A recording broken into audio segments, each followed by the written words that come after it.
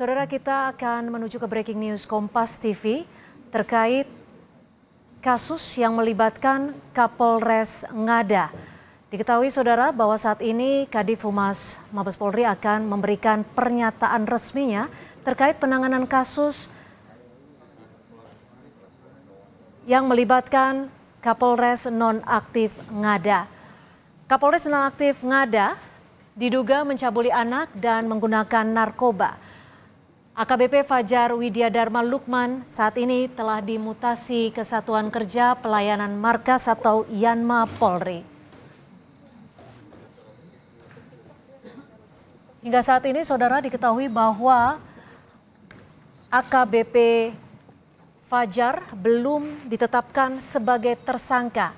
Namun demikian sejumlah saksi telah diperiksa termasuk perempuan berinisial F yang disebut menjadi pihak yang menyediakan ataupun yang dipesan oleh AKBP Fajar untuk menyediakan anak yang didatangkan ke salah satu hotel di Kupang, NTT.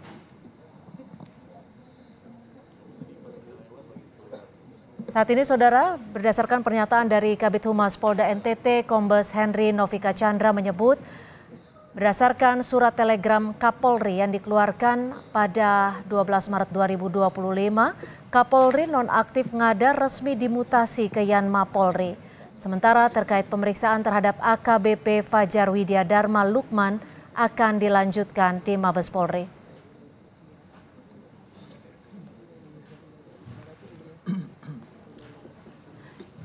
Dan saat ini saudara, Kadif Humas Polri akan memberikan pernyataan resminya yang disebutkan akan menyampaikan terkait status dari AKBP Fajar. Namun demikian kita masih akan menunggu pernyataan resmi dari Kadif Humas Mabes Polri.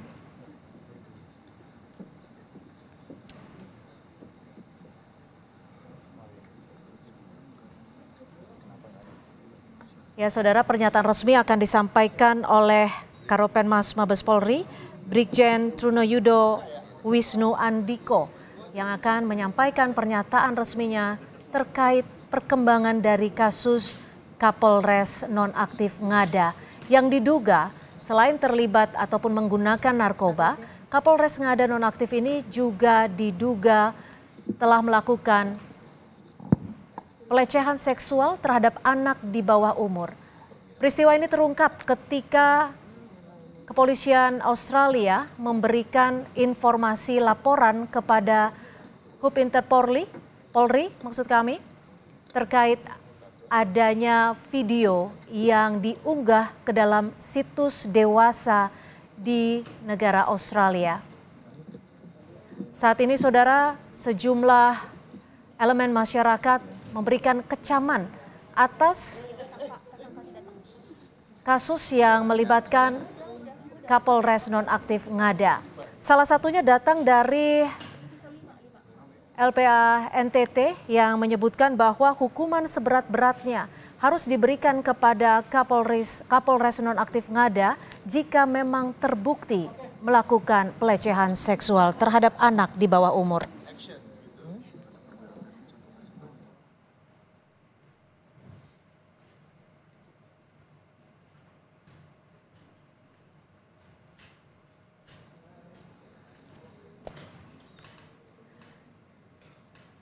Saat ini saudara, Kapolres nonaktif Ngada telah menjalani pemeriksaan di Propam Polri dalam kasus penyalahgunaan narkoba dan pencabulan anak di bawah umur.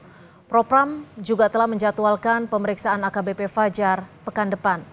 Fajar hingga saat ini belum ditetapkan sebagai tersangka meski ia sudah ditangkap terkait kasus dugaan pencabulan anak di bawah umur.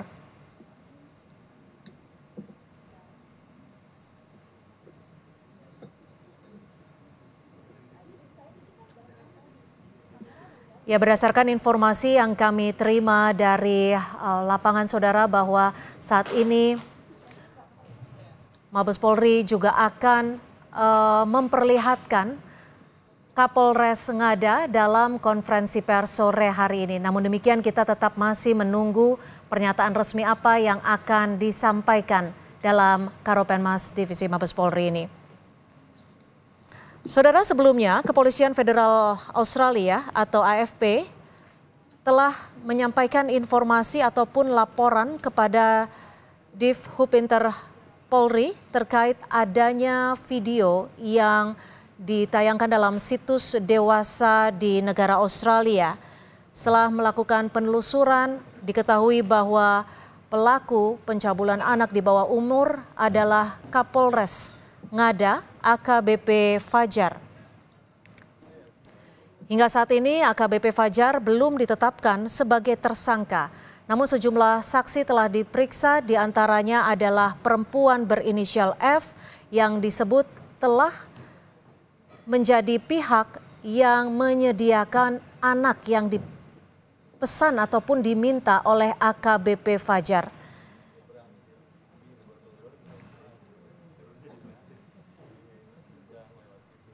Dan hingga saat ini, saudara, sejumlah pihak juga masih menjalani pemeriksaan terkait dugaan pencabulan terhadap anak di bawah umur yang dilakukan oleh Kapolres Nonaktif Ngada, yang dimana memang disebut bahwa kasus ini tidak hanya mencoreng institusi Polri, tapi juga telah mencoreng nama Indonesia karena berkaitan dengan video yang diunggah dalam situs dewasa di Australia.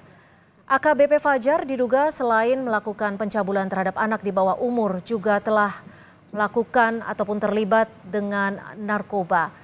AKBP Fajar Widya Dharma melakukan tindakan pencabulannya ini pada 2024 lalu. Dan informasi ini telah diterima oleh Divisi Hupinter Polri pada Januari 2025. AKBP Fajar ternyata juga meminta seorang perempuan berinisial F untuk mendatangkan anak yang menjadi korban kejahatannya di sebuah hotel. AKBP Fajar memberikan uang 3 juta rupiah kepada perempuan berinisial F tersebut.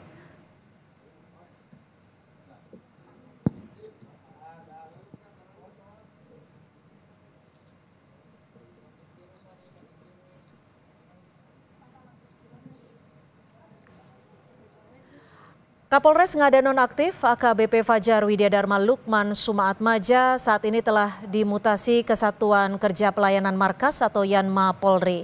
Ini adalah perintah mutasi yang dikeluarkan oleh Kapolri setelah AKBP Fajar diduga memakai narkoba dan mencabuli anak di bawah umur.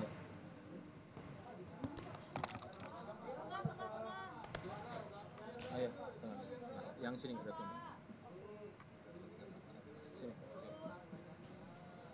Dan saudara, ini adalah Kapolres Ngada Nonaktif yang AKBP Fajar yang memang sudah mengenakan baju berwarna orange. Ada kemungkinan AKBP Fajar telah ditetapkan sebagai tersangka, namun pernyataan resminya akan kita dengarkan sesaat lagi.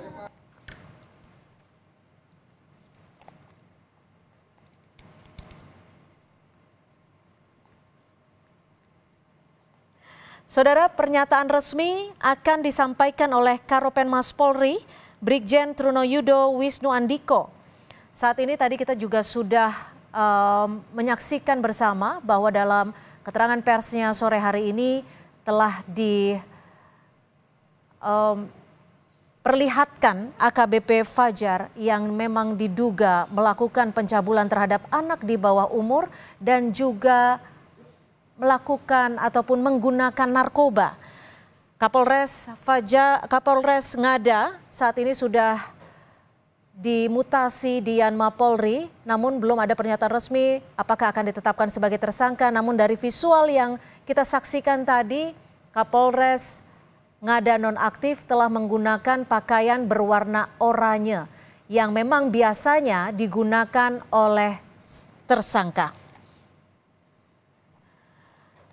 Saudara, AKBP Fajar disebut telah membayar uang sejumlah 3 juta rupiah kepada seorang perempuan berinisial F yang diduga menyediakan anak-anak untuk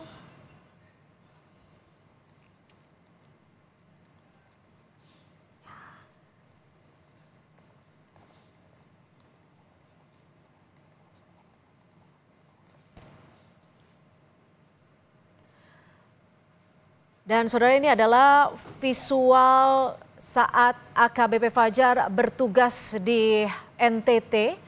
Namun saat ini untuk kasusnya sendiri sudah dilimpahkan ke Mabes Polri, saudara. Serta Dir PPA dan PPO Barreskrim Polri, Brigadir Jenderal Polisi Ibu Nurul Azizah. Serta juga di sini hadir Bapak Dirreskrim Polda NTT, Bapak Patar.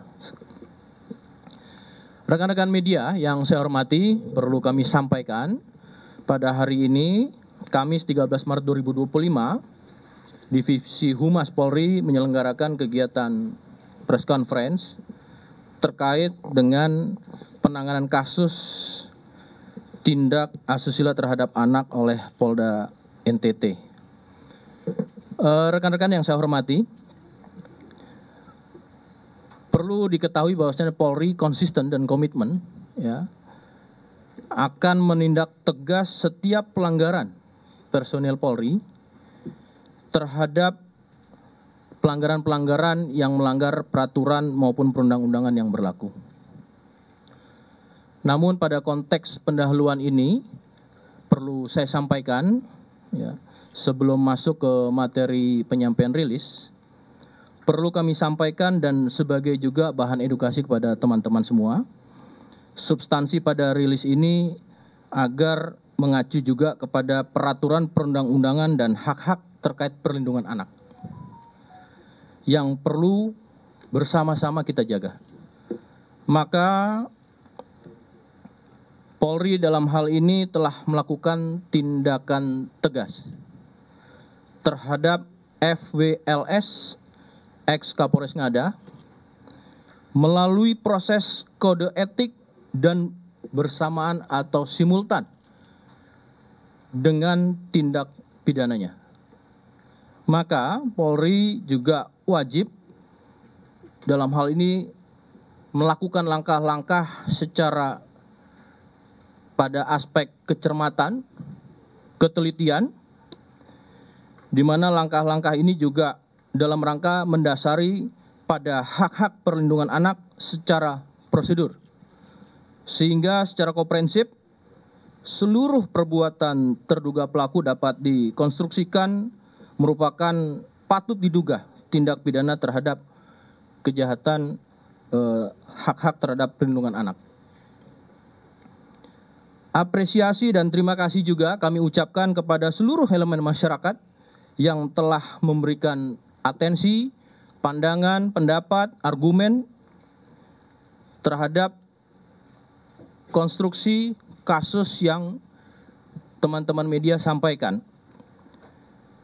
Namun tentu dalam hal ini Polri akan bekerja secara profesional dan prosedur sesuai peraturan dan perundang-undangan yang berlaku dengan cara mengumpulkan alat bukti, di mana termasuk juga diantaranya melakukan menguji secara akademis, yaitu dengan menggunakan pendapat ahli, kemudian juga secara kelembagaan, tadi turut sudah kami sampaikan ada beberapa lembaga instansi yang hadir bersama kita dalam rangka untuk perlindungan saksi dan juga terhadap korban, termasuk pemerhati anak.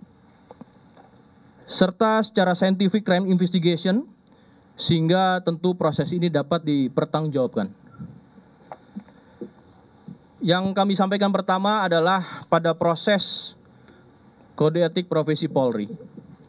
Divpropam Polri telah melakukan langkah-langkah dan hasil daripada laporan kegiatan pemeriksaan pelanggaran kode etik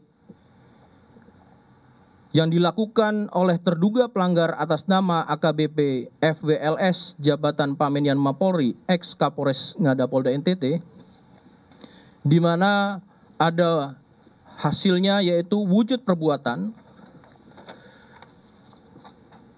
dugaan pelanggaran KIPP yang dilakukan oleh FWLS Jabatan Pamenian Mapolri ex Kapolres Ngada Polda NTT dengan wujud perbuatan melakukan pelecehan seksual terhadap anak di bawah umur, dan persetubuhan atau perjinaan tanpa ikatan pernikahan yang sah, konsumsi narkoba, serta merekam, menyimpan, memposting, dan menyebarluaskan video pelecehan seksual terhadap anak di bawah umur.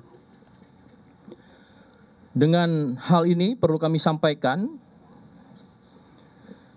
nanti secara teknis Pak Karwat Prof akan menyampaikan kapan proses ini telah dilakukan dan apa yang mendasari proses ini juga dilakukan melalui kode etik.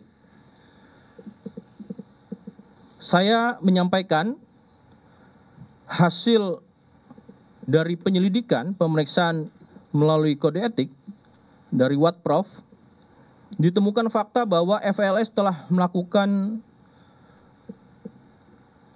pelecehan seksual dengan anak di bawah umur sebanyak 3 orang dan 1 orang usia dewasa.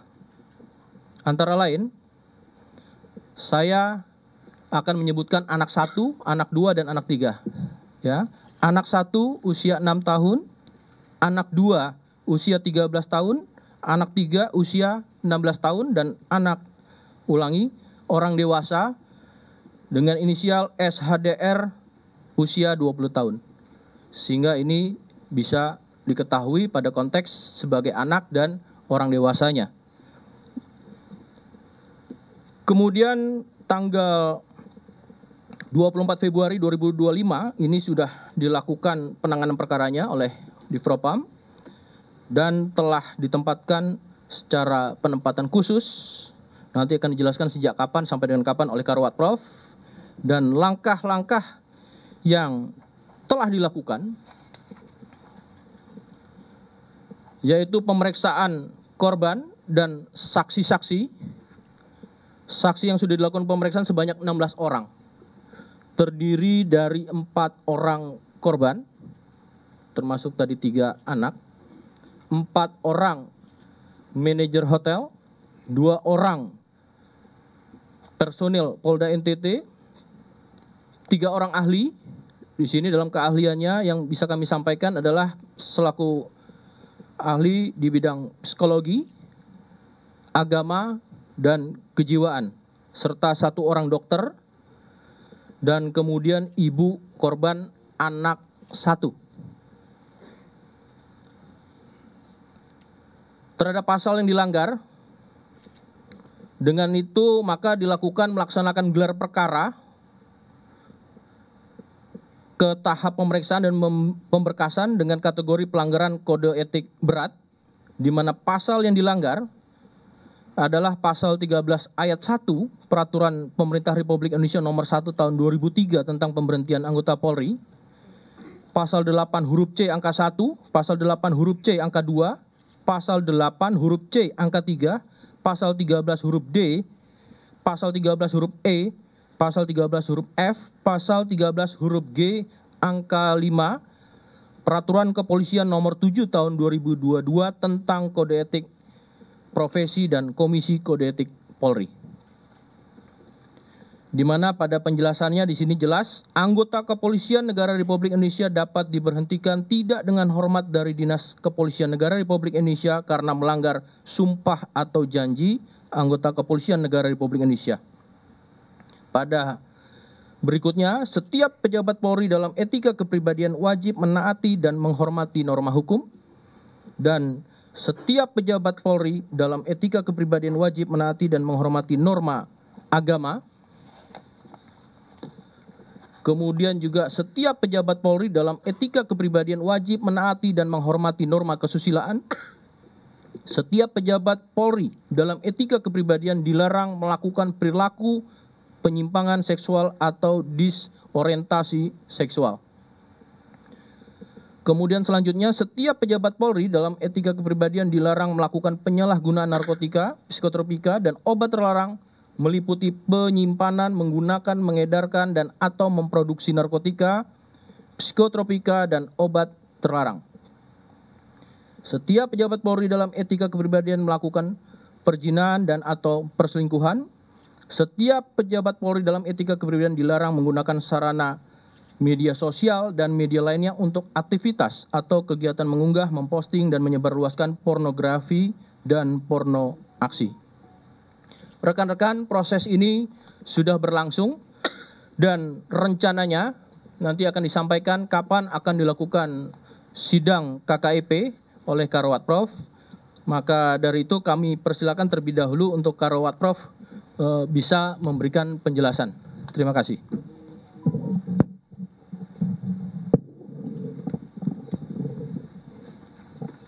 Baik, terima kasih. Assalamualaikum warahmatullahi wabarakatuh. Salam sejahtera untuk kita sekalian. Om Swastiastu, Namo Buddhaya, salam kebajikan. Selamat menjalankan ibadah puasa bagi yang menjalankan ibadah puasa. Kami menambahkan penjelasan dari Bapak Karopenmas Divisi Humas Polri tentang penanganan kode etik AKBP FWLS ini, bahwa suaran Bapak Kadipropam, Polri dalam hal ini tidak pandang bulu dalam menegakkan hukum dan tidak mentolerir segala bentuk pelanggaran, khususnya yang mencederai kehormatan dan nilai-nilai institusi Polri. Di Propam Polri terhadap perkara ini, setelah ada informasi dari Divhubinter, telah melakukan pengamanan khusus di Propam dimulai tanggal 24 Februari sampai dengan hari ini tanggal 13 Maret, sehingga 3 minggu di Propam Polri sudah bergerak menangani ini dengan melakukan langkah-langkah yang tadi disampaikan Pak Karopenmas. Karena ini menyangkut anak, sehingga kita harus betul-betul mendasari ketentuan yang berlaku dengan menambah permasalahan baru lagi. Dan awalnya memang kita tes urin, hasilnya positif, dan inilah dasar mempatsusnya anggota Polri tersebut. Dan sampai kita melaksanakan gelar perkara, di Propam melaksanakan gelar perkara, dan ini adalah kategori berat. Sehingga pasal yang disampaikan Pak Karopenmas tadi adalah pasal yang berlapis dengan kategori berat, dan kita juntokan PP 1/2003 tentang pemberhentian anggota Polri.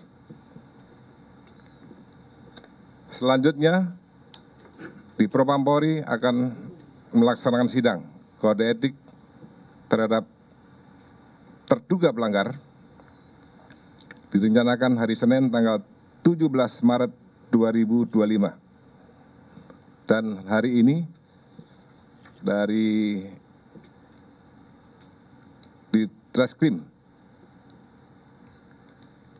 Nusa Tenggara Timur dengan di backup Dir PPA dan PPO Bareskrim Polri telah melaksanakan rangkaian, dan tentunya nanti akan dijelaskan kembali oleh Pak Karopenmas. Dan hari ini statusnya adalah sudah menjadi tersangka dan ditahan di Bareskrim Polri. Demikian Pak Karopenmas, terima kasih. Terima kasih Pak Karawat Prof. Rekan-rekan, tadi saya sudah sampaikan kasus ini secara simultan ya, antara kode etik dan tindak pidana berlangsung bersamaan. Maka untuk terlebih dahulu saya sampaikan kasus yang ditangani oleh Polda NTT, baik itu Propam maupun dari Bareskrim, telah melakukan asistensi sejak awal. Maka dari itu memasuki apa yang langkah-langkah dilakukan dalam proses penyidikan, kami persilakan kepada Dir PPA PPO Bareskrim Polri untuk menjelaskan secara konstruktif dari aspek asistensi dan sejauh ini seperti apa. Nanti juga akan dijelaskan apa langkah yang sudah dilakukan oleh penyidik Polda NTT, Direktorat atau Pak Direktur Reskrim Polda NTT nanti menjelaskan. Kami persilakan kepada Direktur PPA PPO Bareskrim Polri. Bismillahirrahmanirrahim. Terima kasih Bapak Karopenmas, Brigjen Pol Truno Yudo. Assalamualaikum warahmatullahi wabarakatuh. Salam sejahtera untuk kita semua. Om Swastiastu, Namo Buddhaya, salam kebajikan.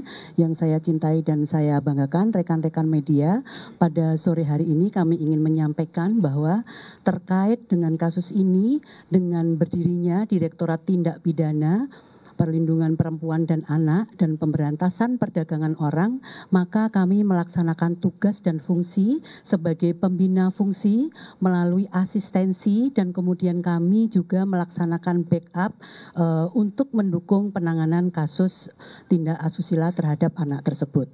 Kemudian tak lupa kami juga senantiasa melakukan koordinasi secara intens terhadap pihak-pihak internal, yaitu penyidik PPA, Ditreskrim Polda NTT, dan juga dengan stakeholder terkait untuk memastikan bahwa akan terwujudnya penegakan hukum yang presisi, yaitu profesional, transparan, dan akuntabel, serta responsif, beretika, dan berkeadilan sebagai bentuk komitmen dari kami.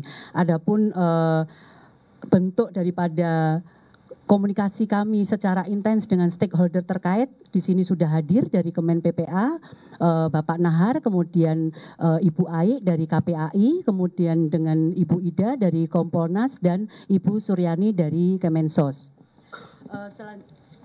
Selanjutnya, kami juga sudah melakukan langkah-langkah terhadap tahap pemeriksaan untuk korban dengan melibatkan pekerja sosial dari Dinsos Kabupaten atau Provinsi di Kupang, dan dengan UPTD PPA Kota Kupang juga, antara lain dengan melakukan pendampingan terhadap korban selama pemeriksaan, kemudian memberikan bantuan hukum dan perlindungan serta pemeriksaan psikologi. Dan kemudian dapat kami sampaikan bahwa penyidik PPA Ditreskrim Polda NTT juga telah melakukan melakukan pemeriksaan terhadap saksi-saksi dan barang bukti. Untuk lebih lengkapnya dari Bapak Ditreskrim Polda NTT akan menyampaikan apa-apa saja yang telah dilakukan selama ini, kemudian juga akan menyampaikan pasal-pasal yang disangkakan. Untuk selanjutnya kepada Bapak Ditreskrim mungkin langsung ya. Siap. Terima kasih. Yang terhormat Bapak Karopenmas, Izin Jenderal, rekan-rekan media, kami menyampaikan izin pada kesempatan siang hari ini terkait dengan peristiwa yang terjadi di Polda NTT, yaitu adanya satu peristiwa kekerasan seksual terhadap anak yang ditangani di Polda NTT. Adapun rangkaian yang bisa kami sampaikan, yang pertama, adanya informasi yang kami terima dari Divisi Hubinter pada tanggal 22 Januari 2025 yang diteruskan ke Polda NTT dan dilakukan penyelidikan dugaan kasus asusila seksual tersebut. Kemudian selanjutnya pada tanggal 23 Januari 2025, Polda NTT melakukan rangkaian penyelidikan ke Hotel Kristal Kupang dengan menggali informasi dari beberapa staf Hotel Kristal serta pengecekan terhadap data hotel yang tertanggal 11 Juni 2024. Adapun beberapa alat bukti yang kami dapat dari saksi-saksi ada 9 orang, kemudian petunjuk dari CCTV dan dari dokumen registrasi di resepsionis, kemudian barang bukti berupa satu baju dress anak bermotif love pink dan alat bukti surat berupa visum serta CD atau compact disc yang berisikan video seksual sebanyak 8 video. Kemudian pasal yang dipersangkakan tindak pidana kekerasan seksual sebagaimana dimaksud pada pasal 6 huruf C dan pasal 12 dan pasal 14 ayat 1 huruf A dan B, dan pasal 15 ayat 1 huruf E, G, C, dan I, Undang-Undang Nomor 12 Tahun 2012 tentang Tindak Pidana Kekerasan Seksual, dan atau pasal 45 ayat 1 junto pasal 27 ayat 1 Undang-Undang Nomor 1 Tahun 2024 tentang perubahan kedua Undang-Undang ITE junto pasal 55 dan 56 KUHP. Kemudian pasal 6 unsurnya adalah sebagai berikut. 6 huruf C, setiap orang yang menyalahgunakan kedudukan, kewenangan, kepercayaan, atau perbawa yang timbul dari tipu muslihat atau hubungan keadaan, atau memanfaatkan kerentanan, ketidaksetaraan atau ketergantungan seseorang, memaksa atau dengan penyesatan menggerakkan orang itu untuk melakukan atau membiarkan dilakukan persetubuhan atau perbuatan cabul dengannya atau dengan orang lain, dipidana dengan penjara paling lama 12 tahun dan atau pidana denda paling sedikit. Saudara, kita telah dengarkan pernyataan resmi dari Karopenmas Divisi Humas Polri, Brigjen Truno Yudo Wisnu Andiko, yang menyatakan bahwa AKBP Fajar Widya Dharma, Kapolres Ngada nonaktif, kini telah ditetapkan sebagai tersangka terkait dengan kekerasan seksual terhadap anak di bawah umur. Hal ini berdasarkan fakta-fakta yang telah ditemukan oleh penyidik terkait dengan pelecehan seksual terhadap 3 orang anak dan 1 orang dewasa.